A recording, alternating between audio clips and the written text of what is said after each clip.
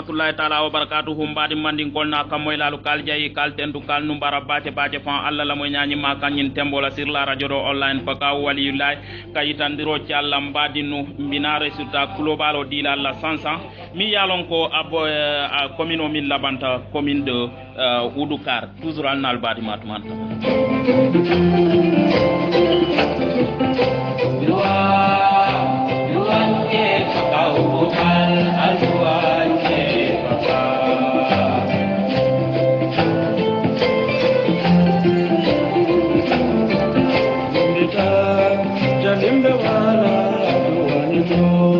Assalamualaikum warahmatullahi taala wabarakatuh mbadinu kaljayi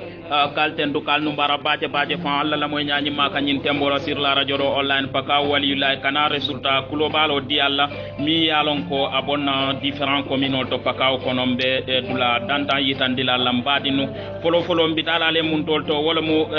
resultat mi yalon ko abonna commune de Oudoukar wala mu Serifou Siseti wala tambita commune de Oudoukar nyaato 685 voix commune de Oudoukar bi wala be nyaato commune de Oudoukar wala mu resultat mi yalon ko alabanta min keta Serif Cissé fulanjam bidala le damin to wala min to min keta kemo drameti wala tambita ni ko Serif Cissé dron wala mu benno bok yakar wolle tambita commune de Oudoukar mbita commune de Sakar mi yalon ko accata Pastef di dana ko yewi askani wolle tambita woto mimu kemo drameti 1003 voix mbita mun to wala mu Jannaba tin tambitana commune de Jannaba jimale tambita woto bi wala min to min keta Lamine Cissé commune de Jannaba mi yalon ko atambita commune de Kolibantan wala mu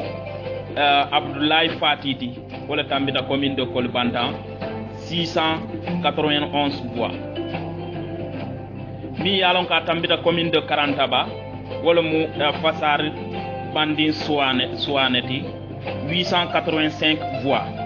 amunta ñunne tambita mi yalon ka tambita région Fanta Sédhiou wala mu Abou Diobuti Abdoulaye Diop voilà amunta ñina mu hibaroti mi yalon ko kafutandi badinu bema min keta Doura Siseti wala tambita commune de Diendé amunta ñunne mu resultat labante mi yalon ko idita ke idandi badinu bela kal jayi kal tendu kal numbara baje fan alla la moy nyaani ma kanyin tembola sur la radio do online paka waliyullah ka kontondiro futandi badin bema ko kule mo atambita ndamalte manganyinala anin sabaro kono anin sone akono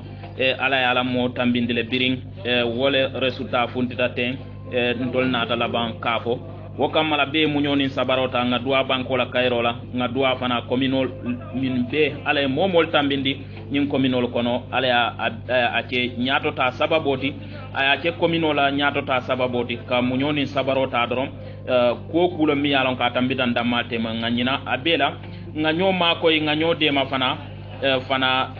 banko dada kan nganyo de ma nkana nyo buskile o kamala ka beja yitoni al kontona kalbe numbara baje fon kay dandalla nyina mun na hibarol dan lati nyi sutanna alman kunin kula kayro kono ala barka fo sama